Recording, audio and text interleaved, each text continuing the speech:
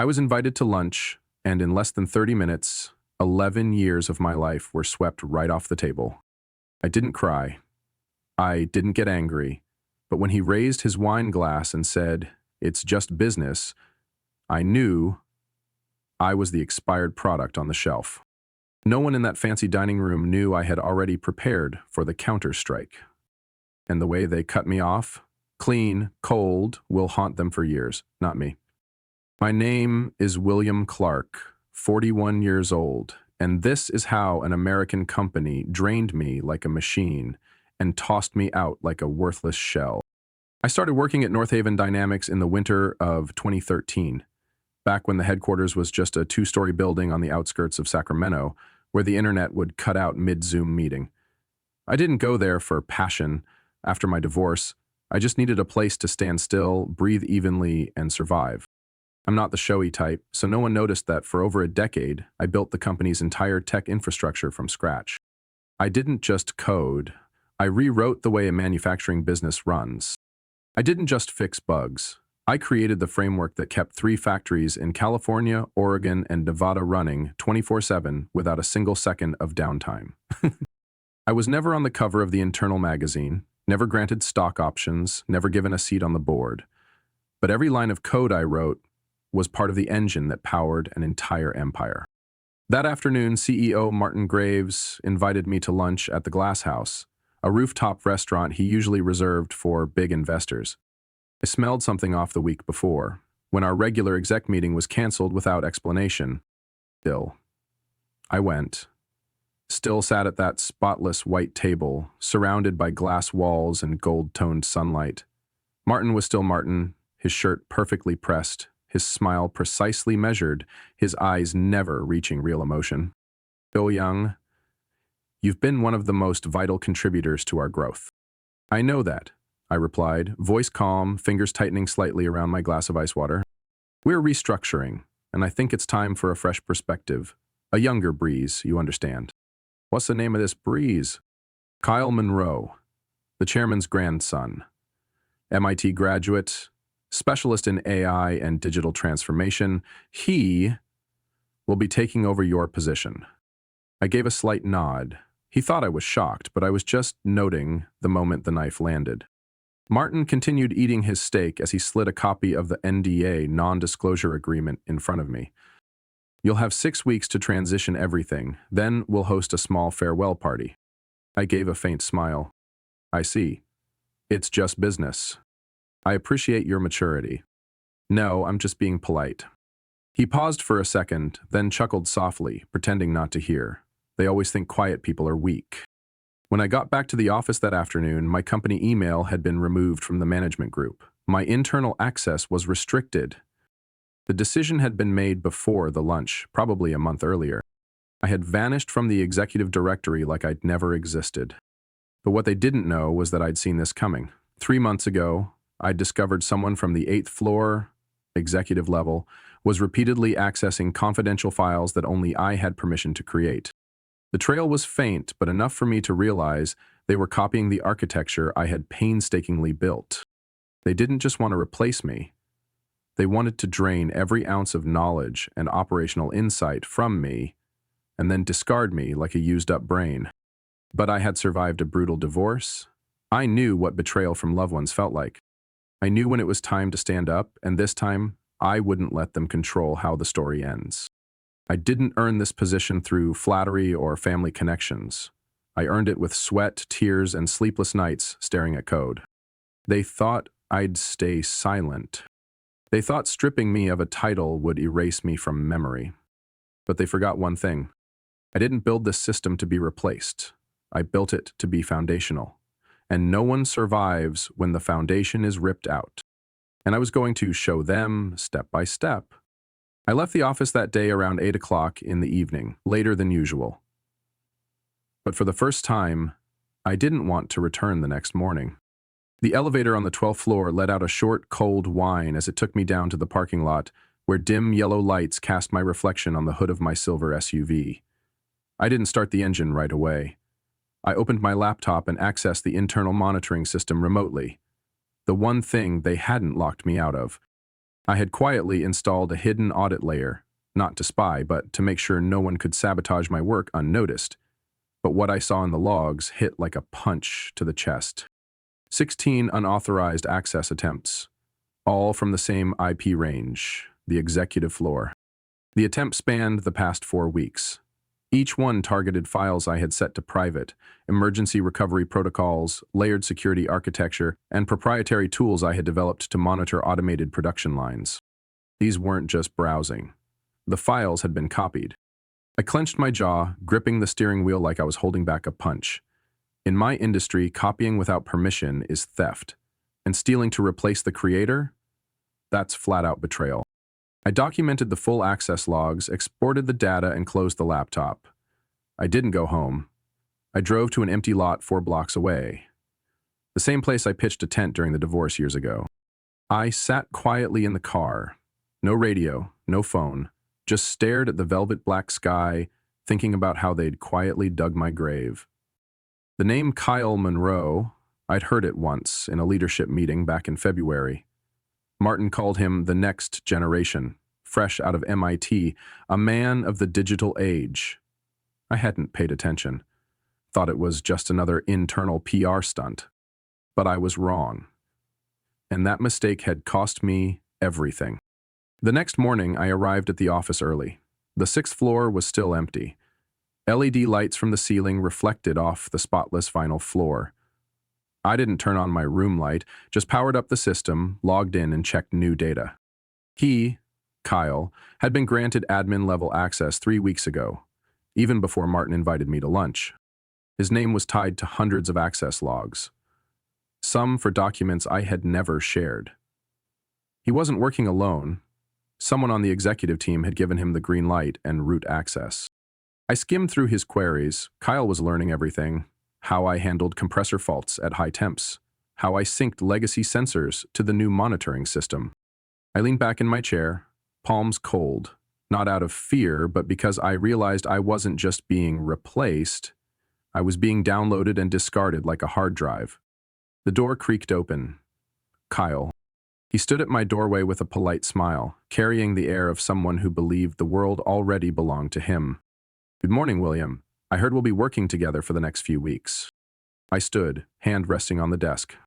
"Just a few weeks, then I disappear, right?" "Oh, I didn't mean it like that," he smiled, shrugged. "I'm just excited to learn from the guy who built the whole system." I looked him straight in the eyes. "You've already started learning long before we met." Kyle hesitated. His eyes darted away.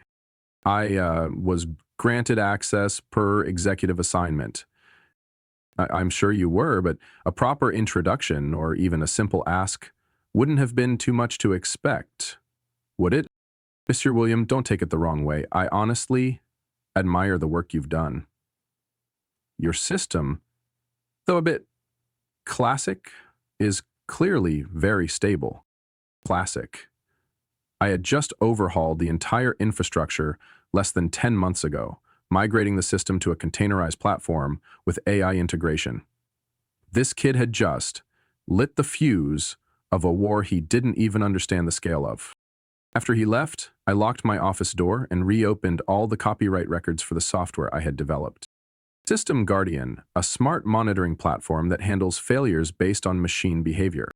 Autolink, an interface that bridges legacy machines with cloud protocols. And developed these before joining North Haven Dynamics, and they were not covered under the original employment contract. They thought I was naive, just sitting there waiting to be erased. What they didn't know was that every line of code I wrote came with my own signature, custom encryption, and something they could never buy: memory and creative context. That evening, I met with Eric, my closest colleague on the software team, at a cafe 1 block from the office. "I need your help. And your honesty." "Something's wrong, isn't it?" Eric asked, his voice low. "Kyle is copying my entire system, and I need you to confirm who's helping him. Who on my team isn't with me anymore?" Eric looked at me for a long moment, then sighed. "Some people were called up to the 12th floor privately. They've started asking about system logic, operation models. I think they're trying to figure out how many people they can cut without breaking anything." I nodded. The chessboard was in play. and I needed the next move. Right timing, right force. I wasn't going to sabotage the system, but I also wasn't going to let them steal my intellect without a price. After meeting with Eric, things became clear. I knew I was standing in the middle of a calculated seizure disguised behind smiles and a title called Transition. And I also knew if I didn't act now, I'd be erased from what I created, as if I'd never existed. That night, I didn't sleep. I pulled out an old plastic bin from the back of the closet, the one where I'd dumped everything related to Guardian Core and Autolink, two key programs I developed back when I was freelancing, long before joining North Haven Dynamics. Inside was a 2 TB Seagate hard drive, a stack of yellowing printouts, and an old Dell Inspiron laptop. When I plugged in the hard drive, the soft whir of its motor felt like a whisper from the past. On screen appeared the folder GC_dev_2011_alpha, the earliest footprint of what they now call System Sync, the name they slapped onto my creation. I opened each file, reviewing timestamps. All of them dated before March 2014, the date I officially signed with North Haven. Undeniable, I had built the core system before the company had any claim. I opened my old email and found the thread between me and Martin Graves from that year. In one message, he clearly wrote, "We're very interested in Guardian Core. If we can integrate it into the production process, we'll renegotiate the usage rights." We never signed a formal agreement. It was just a chain of emails and a few verbal understandings, the kind of gray zone handshake they always relied on to keep a backdoor open for shady moves. I began compiling documentation, a list. Original source code, developed before the contract was signed. An email where Martin acknowledges the software is mine. First install logs. I had tagged all the config files with names like WLC_GC_deploy1. My handwritten testing notes from that year, signed and dated. I had scanned everything in case the ink faded. I backed everything up to 3 locations: the original hard drive, a 256 GB USB, and a private, high-level encrypted cloud I use solely for intellectual property. I wasn't destroying anything, I was protecting it. The next morning, I met with an intellectual property attorney, an old college friend who now runs a boutique office in downtown San Francisco. His name is Elliot Marston, 42, sharp, and not a fan of playing fair when the law allows otherwise. Elliot read through the whole file in silence for nearly 30 minutes before looking up. "Will, you're sitting on gold. And they're stealing it. You're lucky. Most people don't keep the original evidence. But if all this is real, then System Sync belongs to you. I don't want a drawn-out lawsuit. I just want not to be devoured. Then here's what we'll do. File for temporary copyright and patent protection, then submit the full registration. I'll guide you on how to state ownership terms clearly, then send an official cease and desist if they keep using it without a license." I left Elliot's office feeling both cold and clear. War doesn't start with an explosion. It starts with an email confirming ownership. When I returned to North Haven that afternoon, I acted like nothing had happened. I continued attending handover meetings with Kyle, listening to him present his improvement ideas, most of which were stitched together from documents I wrote. He didn't know I had watermarked every copied paragraph without citations. Didn't know that every line of code he was about to deploy was part of a foundation I was in the process of registering for copyright. Didn't know I had embedded a security protocol within Guardian Core that only I could decode. No one else understood the link between the original code and the system's physical operations. If you pull it apart incorrectly, it won't run properly, even if it doesn't crash. Kyle thought he was clever. Martin thought I was weak. As for me, I started counting down. Not to the day I leave, but to the day they have to sit down and call me by the 2 words they've been avoiding: the founder. That evening, I drove to Vanessa's house, the only person on my team I fully trusted. She stood on the porch, and the moment she saw me, she handed me a cold beer. "I heard Kyle got elevated access today. He's even in the automation system." "I know. It's fine." "Well, you've got a plan, right?" I nodded. "I'm not breaking the law, but if they use what I built without asking, I won't stay quiet." Vanessa took a sip, then said slowly, "You don't have to beat them their way, you just have to make sure they can't sleep at night." I left. Trust me, when everything starts falling apart, I'll be the last person they beg, and the only one who can save them. Monday morning, I got an email from HR with a subject line as cold as a court order: transition timeline adjustment. The message was only a few lines. Based on the strategic realignment of the technology division, Mr. William Clark's transition period is reduced to 10 business days, effective today. Diane Men, Head of Human Resources. No introduction, no thank you. Not a single word of regret. They didn't bother with niceties anymore, because they believed I was past my expiration date. I didn't reply. I just stared at the screen and let out a dry laugh that echoed through my quiet office. The game was entering its final phase, and they had just sacrificed their knight. At the same time, Kyle was granted super admin privileges, the highest level of access. I knew because I was the one who had created that level. He could now dig into every data layer, modify configurations, inject code, and erase logs without approval from any other administrator. In theory, he held the keys to the company's technical lifeline. In reality, he had just stepped into a labyrinth, one only the designer of the maze could navigate. That afternoon, I attended a process transition meeting I wasn't officially invited to. Vanessa had given me a heads up, so I walked in midway. The room was ice cold, the whiteboard filled with messy handwriting, and Kyle was passionately presenting a monitoring protocol overhaul plan, as if he'd just discovered a new law of physics. "We're going to streamline the alert structure to increase system response speed," Kyle said, full of confidence. I stood against the wall, arms crossed. "And who's going to monitor the alerts you removed when the compressor starts overloading at 80% capacity?" The entire room turned to look at me. Kyle hesitated for a second. "I believe the new system will be more optimized. We don't need to process unnecessary alerts." In 2019, one of those unnecessary alerts saved the Nevada production line from burning down. That was the first time I saw flames coming from a sensor station, and also the first time I installed a triple-layer warning stream. "Are you sure it's unnecessary?" Silence. No one said a word. Kyle avoided my gaze and turned back to the whiteboard, as if he hadn't just been shut down. After the meeting, I checked the system and discovered a series of configuration changes had been pushed the night before, made by Kyle. He had removed the advanced alert layer and replaced it with a new, untested module, under the excuse of performance optimization. He was rewriting something he didn't understand. That wasn't innovation, that was blind interference. Wednesday morning, what I had predicted happened. Vanessa rushed into my office, face pale. "Bill, it's bad. The Nevada plant just shut down the entire line." "What's the issue?" "The new monitoring module failed to detect the abnormal pressure increase. The auto valve didn't close in time. The whole system shut down to protect the equipment. Nearly 6 hours of downtime and over $50,000 in production losses." I leaned back in my chair and sighed.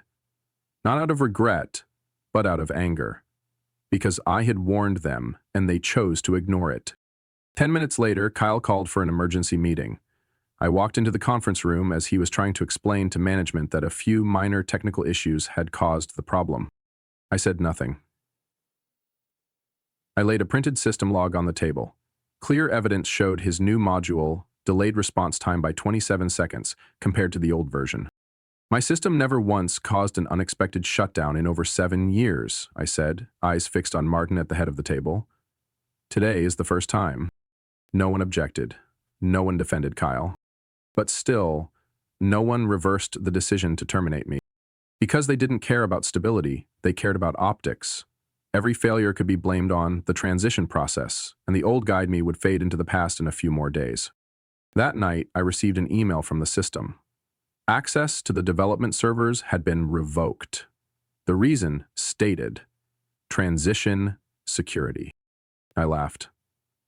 Then logged in, using a secondary account they forgot to revoke, an old test account I once used for early interface trials. I didn't need to change anything, I just needed to observe and wait for the right moment to push the button. I didn't leave the office that night. After the Nevada plant incident, no one questioned me. No one even said hello. The entire sixth floor sank into a heavy silence, as if everyone sensed something was collapsing. They just didn't know what yet.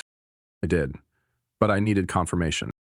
At 11 o'clock that night, I called Jonas Reed, a former colleague from my days doing system security for the Department of Transportation. You know it? Jonas is the kind of friend everyone needs in life. Knows too much, understands too deeply, and never asks why. You want to flip the whole thing upside down? Will, long time no talk. If you're calling at this hour, it's probably not to grab a beer. I need you to investigate something. No illegal access, just gather public data from places no one reads, such as SEC filings, shareholder records, transfer documents. If North Haven Dynamics is prepping for a merger or a sale, you're the only one who can trace it. Jonas paused for a few seconds. Give me 2 days. Something smells off. No, it's already burning. I hung up and stared out the office window, the streetlights below reflected in broken lines across the floor. I wondered, after all these years, had I built a system so good it had become a sellable asset for others to profit from? 2 days later, right on time, Jonas called back at 10:17 p.m. His voice was noticeably lower. Will, I don't know if you're ready for this. Tell me. North Haven is in final negotiations with Glencore Industries, the massive manufacturing conglomerate in Texas. The deal's worth over $240 million. But there's something specific. What is it? In Glencore's internal investor document, one of the key reasons for the high valuation is North Haven's smart tech infrastructure, especially the real-time production management platform they call SystemSync. I shot up from my chair. You're selling me, Jonas. Selling what I created without owning it. Not just that. I found internal transfer filings. Kyle Monroe, ring a bell? The chairman's grandson. Exactly. He's listed as a key personnel attachment in the agreement. It states, successor of the tech division with deep expertise in system sync and AI integration. Glencore isn't just buying the system. They're buying the fake team that replaced you. I clenched the phone tightly. Damn it. One more thing. Martin, your CEO, sold almost all his shares 3 months ago, and the board signed a resolution to consolidate intellectual property assets. Meaning they're packaging everything that can be monetized, including your work, to clean the books and make North Haven easier to sell. I dropped into my chair, stunned silent for nearly a full minute. Everything lined up, the sudden handoff timeline cut, the rush to change systems, removing me from all decisions. Not because I was weak, but because I was too critical. Critical enough to silence. They didn't want me to stay. Not because I was irrelevant, but because my presence was living proof of ownership they couldn't control. I opened a drawer and pulled out a sealed envelope labeled in scribbled handwriting. Plan B, do not open unless necessary. I held it in my hand, placed it on the table, and texted Vanessa. Meet me at the Ember Cafe, 7 a.m. tomorrow. Need a witness. That night, I worked like a man preparing for war. I transferred the original versions of Guardian Core and AutoLink from my old hard drive to a private server. I attached signature verification codes so that any system version without my confirmation would self-disappear after 10 days. I updated the terms of use to a temporary license valid only during the transition period, legally enforceable in the absence of formal IP ownership contracts.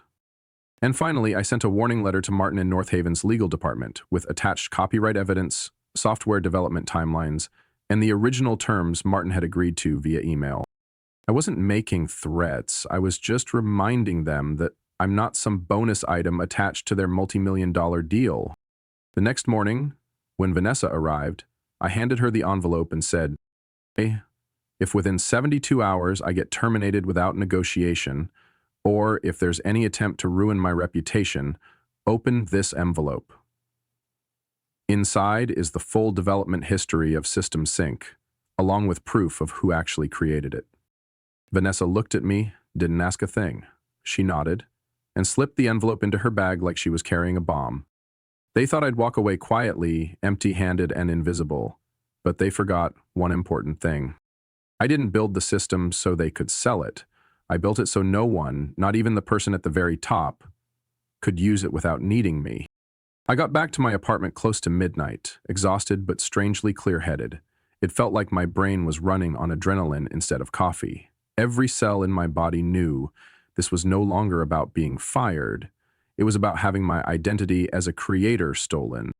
I opened my laptop and accessed a folder protected by 3 layers of encryption, where I kept everything a loyal employee was never supposed to save.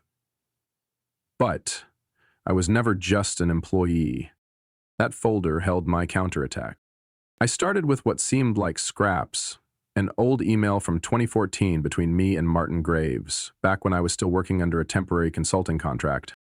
There was one line I remembered word for word. Your production monitoring system looks very promising. If we roll it out long-term, we'll need to renegotiate usage rights. For now, let's use the beta version you've allowed for integration. I saved that email in 3 different locations, uploaded it to a private cloud, copied it to a keychain USB drive, and encrypted it with a password only I knew. The release date of the first version of Guardian Core. Next came the original consulting contract, the paper version I had carefully scanned and stored 9 years ago. Near the bottom of the appendix was a small line, almost hidden. The party recedes intellectual property rights for all software tools developed prior to the signing date, and System Sync, with all its earlier versions, had been written at least 8 months before that date. I opened each software update, each line of code annotations, and added a new piece of code to each version, a license heartbeat, a periodic verification mechanism that automatically checks for a valid license key. If the system didn't receive confirmation from my main server within 72 hours, it would switch to limited functionality mode.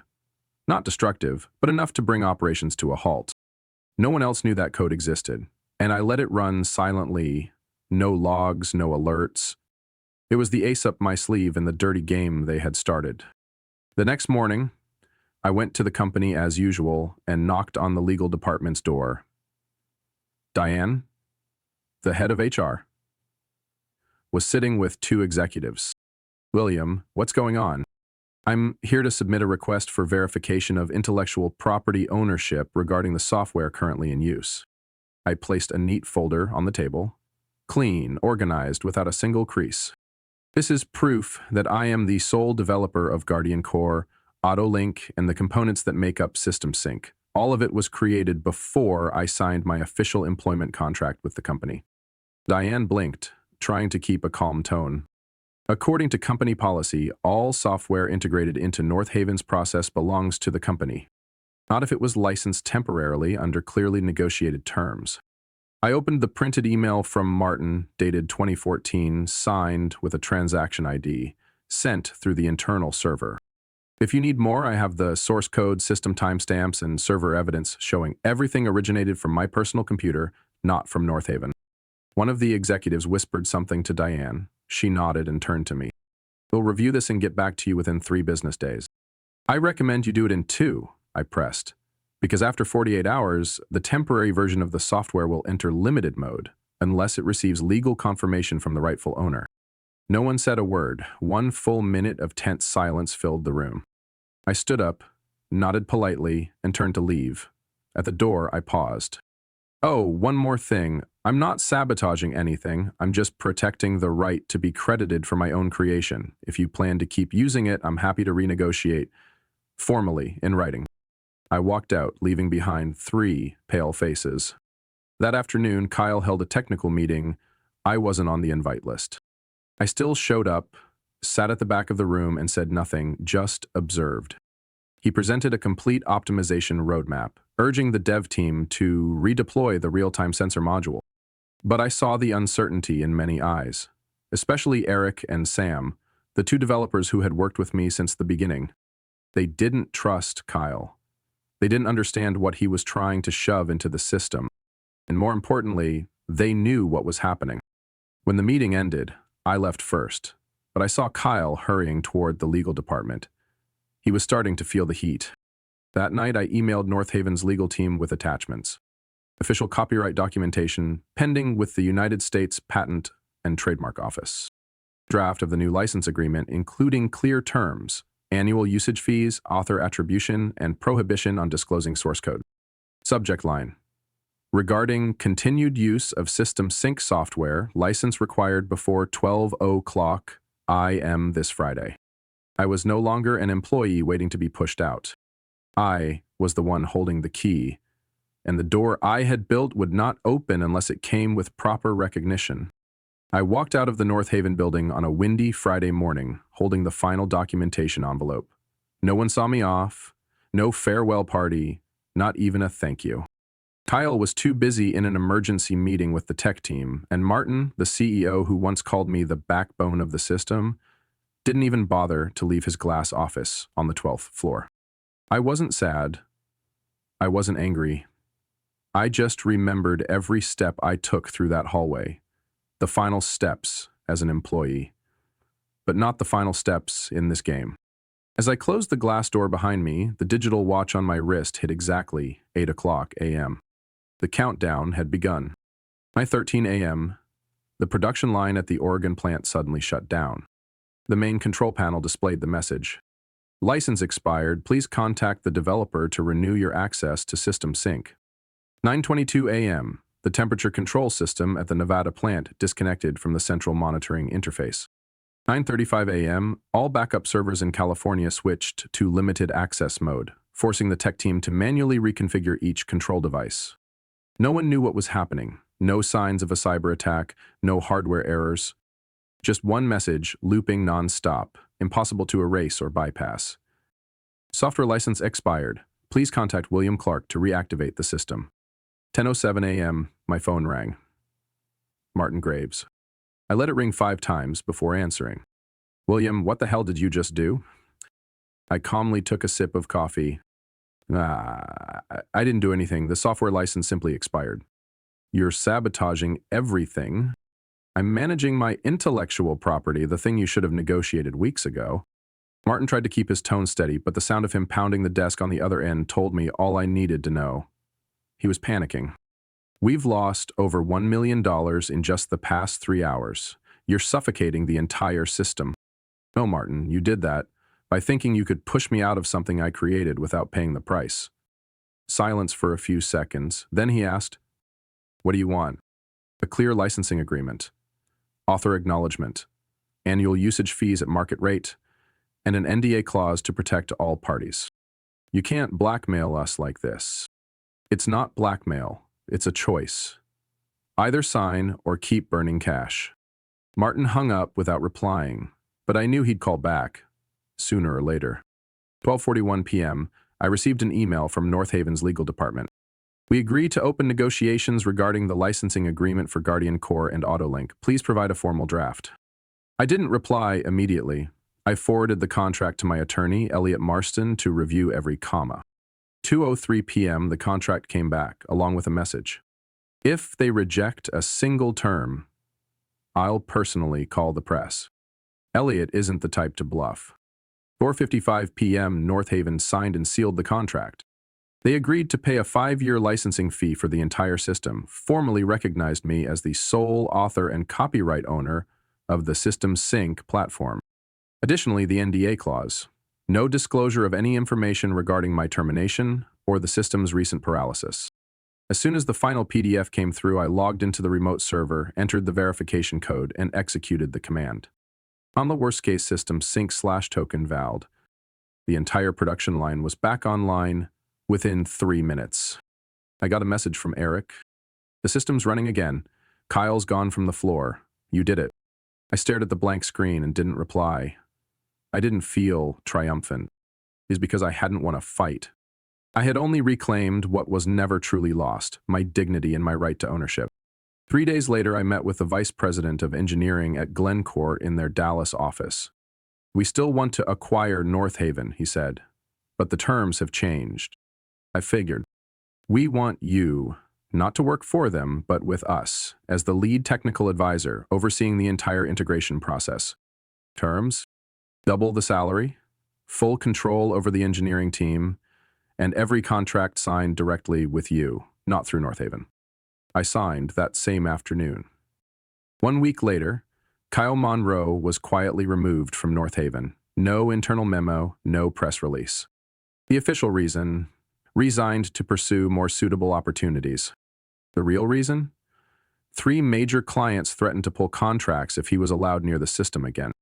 Martin Graves kept his CEO title until the merger finalized, but functionally he was a ghost, isolated in a separate office, excluded from every strategic decision. Till the event of her murder, I didn't celebrate. I simply moved to a small lakeside cabin near Lake Tahoe, where I could watch the sunrise each morning without opening a laptop. I had left with nothing, and returned with an entire system bowed at my feet. That summer, I fully relocated to the small cabin by Lake Tahoe, where mornings began with the sound of woodpeckers on the roof and evenings ended with long shadows stretching across still water. I no longer had to wake up at 5 a.m. to check the system, or sit in meetings where the loudest voice knew the least. I no longer worked out of obligation, but because I chose to. Gradually, familiar people started coming back into my life. Vanessa was the first. She called just weeks after I signed with Glencore in her usual tone. And if you need someone to coordinate the technical strategy, I still remember every detail of the System Sync roadmap.